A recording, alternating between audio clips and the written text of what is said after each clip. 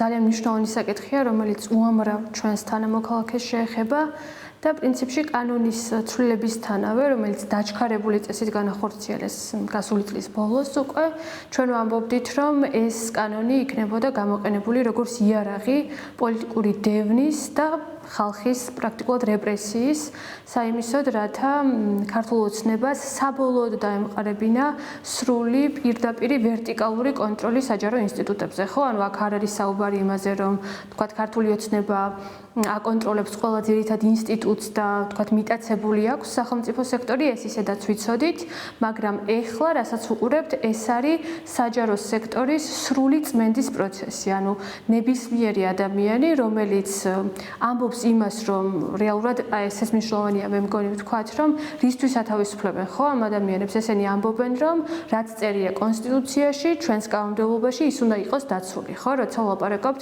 ქვეყნის ვთქვათ ევროპულ კურსზე და ასე შემდეგ. აი ამისთვის ხდება ადამიანების გათავისუფლება, ხო, კონსტიტუციის სულისკვეთების და პრინციპების დაცვის გამო. ესეც არის მნიშვნელოვანი და ეს კანონი და არა მხოლოდ ეს კანონი, პრინციპში სხვა მექანიზმებიც უკვე არის გამოყენებული სწორედ იმისთვის, რომ ადამიანები მასობრივად გაათავისუფლონ საჯარო სექტორიდან.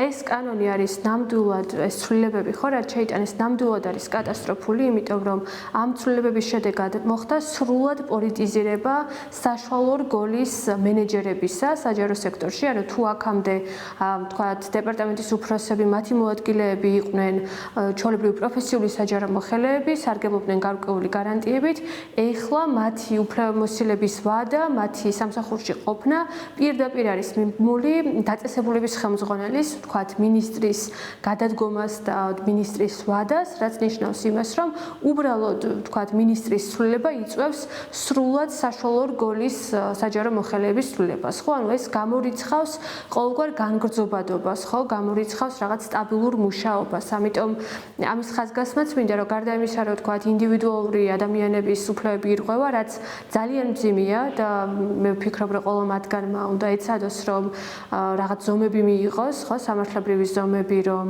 სადავოდ გახადოს მიმართ მიღებული უკანონო გადაწყვეტილებები. ეს არის ასევე ქართულ საჯარო სექტორზე თავდასხმა. ანუ ეს არის პროცესი, რომელიც საბოლოოდ, ასე ვთქვათ, უთხრის ძირს დამოუკიდებელ ნეიტრალურ რაღაც კეთილსინდისიერებაზე დაფუძნებულ საჯარო სამსახურს, რომელსაც ალბათ წლებიც არ ვიცი რამდენად ეყოფა სულ რომ ეს პროცესი შებრუნდეს. ხო, ანუ ამის გამოსწორებას ძალიან დიდი დრო დაჭირდება და წინა სეგმენტშიც გისმენდით, საუბრობდით სოციალურ მუშაკებზე, ხო, რომლებიც ძალიან მნიშვნელოვანი კადრები არიან, რომელთა დეფიციტზეც წლებია უკვე იგივე სახელდამცველი ჩვენს ანგარიშებში უწევთ. ამაზე სიუჟეტი იხილა ჩვენ რომ მაყურებელმა სალომეც რამდენიმე წუთის წინ. თუ შეგიძლიათ რომ აი სამართლებრივ მექანიზმებზეც გითხრათ, აი რჩებათ მათ ბერკეტი, რომ აი თუნდაც სასამართლოს გზით აღიდგინონ თავის ამსახურში. აი ამ კუთხით რა ვითარებაა, რომ გითხრათ ამ ცვლილებების შემდეგ?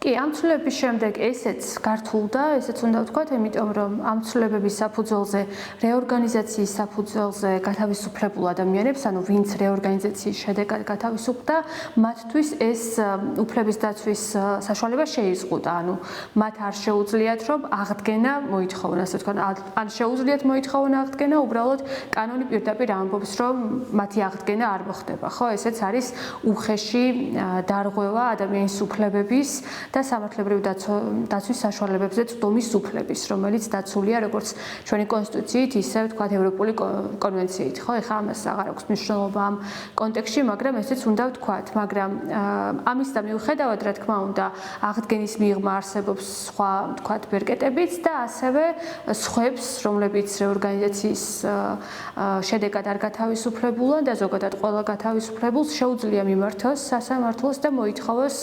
გათავისუფლების გადაწყვეტილების უკანონო ცნობა, ბათილად ცნობა, კომპენსაცია ამ უკანონო გადაწყვეტილების გამო, განაცდური, ხო, და აღდგენა იმ შემთხვევებში, როდესაც ეს ჯერ კიდევ შესაძლებელია, ხო, თუმცა ამას ვამბობთ, ცხადია და ჩვენც ამას ვაკეთებთ, ანუ ჩვენი ორგანიზაცია რამდენიმე ესე უკანონოდ გათავისუფლებულ ადამიანს უკვე უწევს სამართლებრივ დახმარებას და სასამართლო დავებით წამოვიწყეთ, მაგრამ რა თქმა უნდა, ეს არ ნიშნავს იმას, რომ გვაქვს ილუზია, რომ ყველა ეს დავა წარმატებით დასრულდება, ხო? სამწუხაროდ, იმ ფონზე, როდესაც სასამართლო სისტემაც სრულად მიტაცებული აქვს ამ ხელისუფლებას, არ ვიცით, მოკლედ რა მოლოდინი უნდა გქონდეს ამ დავებთან მიმართებით, მაგრამ მაინც ვიტყვი, რომ მნიშვნელოვანია მაინც ამ საქმეების წარმოება, იმიტომ რომ საიმისოდ რათა გამოვიყენოთ თუნდაც საერთაშორისო მექანიზმები, ხო, იქნება ეს სტრასბურგის სასამართლო, ხო, ადამიანის უფლებათა ევროპული სასამართლო თუ სხვა,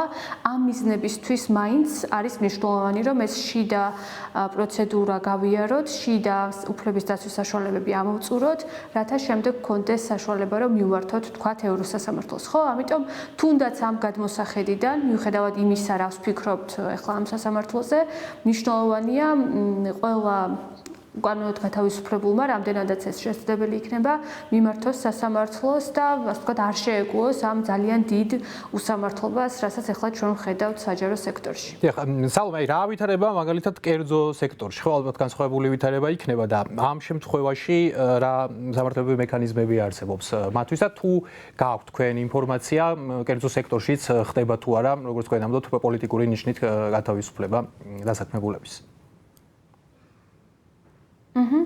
ჩვენი ინფორმაციით კი კერძო სექტორშიც ხდება, თუმცა რა თქმა უნდა არ აქვს ისეთი მასშტაბური სახე, როგორც ეს საჯარო სექტორშია. კერძო სექტორის შემთხვევაშიც რა თქმა უნდა, ну, ეხლაც მაგალითად უნდა ვთქვა, რომ რუსთავის მეტალურგიული ქარხნის მუშები არიან გაფიცული ჩვენი ინფორმაციით, ხო, ისინი ითხოვენ რეორგანიზაციის შედეგად გათავისუფლებული მათი, ასე ვთქვათ, ყოფილი თანამშრომლობის აღდგენას და სამუშაო პირობების გაუმჯობესებას და ასევე რამდენიმე კვირის წინ ნახეთ მსგავსი პროცესი ტყიბულში, ხო, როდესაც ტყიბულშიც შეამცირეს მუშების ნაწილი, რომლებიც მუშაობდნენ ხო შახტებში და მათი ნაწილი გაათავისუფლეს და ჩვენ ერთ-ერთი ასეთი გათავისუფლებული ადამიანის უფლებებსაც ვიცავთ და კი რასაკვირველია კერძო სექტორიდან გათავისუფლებულ ადამიანებსაც, რომლებიც თვლიან, რომ პოლიტიკური ნიშნით ან სხვა ნიშნით უკანონოდ ხო არა დასაბუთებული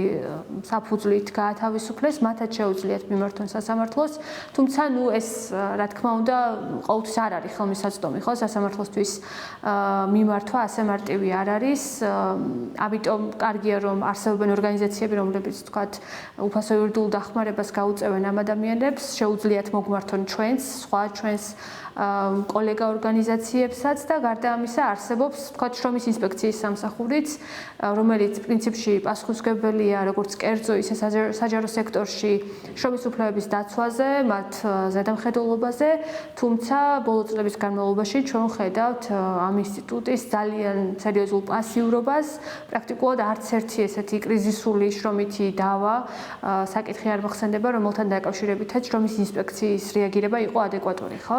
ამიტომ ნუ ფორმალურად ეს მექანიზმიც არსებობს და შეუძლიათ მიმართონ დასაქმებულებს მაინც ყოველ შემთხვევისთვის ბოლოს და ბოლოს რაღაც არ ვიცი მიმართვების გახშირების მიზნით მაინც. კი ბატონო. ბოლოს მინდა გთხოვოთ, აი მოკლედ რომ გვითხრათ, აი როგორც ცნობილია ქართული ოცნების გადაწყვეტილებით 1 აპრილიდან საჯარო სამსახურის ბიურო უქმდება, ხო? და თქვენ და სხვა ორგანიზაციებმა გაავრცელეთ ინფორმაცია, ვციტირებ, ბიუროს გაუქმების გადაწყვეტილება საჯარო სამსახურის სისტემაში პარტიული ინტერესების გაძლიერებას ემსახურება და აგრძელებს ქვეყანაში მიმდინარე პოლიტიკური რეპრესიის და განსხვავებული აზრის დევნის პროცესს. რატომ არის ეს ასე, რომ გავუგმართოთ მაყურებელს და აი რა საფრთხეებს უქმნის ეს გადაწყვეტილება საჯარო მოხელეებს, მოკლედ რომ გითხრათ და დავასრულოთ. კი ბატონო, საჯარო სამსახურის ბიუროც არის ძალიან მნიშვნელოვანი, თქვათ, უწყება, რომელიც ემსახურება საჯარო სამსახურის განვითარებას, ხო? ანუ მისი, ასე ვთქვათ, მიზანი რა არის? მისი ფუნქციებია, აი ეს პრინციპები, რაც მე ჩამოვთვალე, ხო? კეთილსინდისიერებაზე, პოლიტიკურ ნეიტრალიტეტზე, მიუკერძოებლობაზე, საჯარო ინტერესის დაცვაზე დაფუძნებული საჯარო სამსახურის განვითარება, ხო? სწორედ ამას აკეთებდა, ასე ვთქვათ, საჯარო სამსახურის საერთო პოლიტიკურ, ასე ვთქვათ, განვითარებაზე იყო პასუხისმგებელი და ამ ორგანოს გაუქმება ნიშნავს იმას, რომ ეს საკითხები აღარ არის მნიშვნელოვანი, ხო? პოლიტიკური ნეიტრალიტეტი ნეიტრალიტეტი აღარ არის მნიშვნელოვანი, პირიქით, სწორედაც რომ პარტიული კონტროლი და საჯარო მოხელეების მორჩილება ხდება მნიშვნელოვანი, ხო?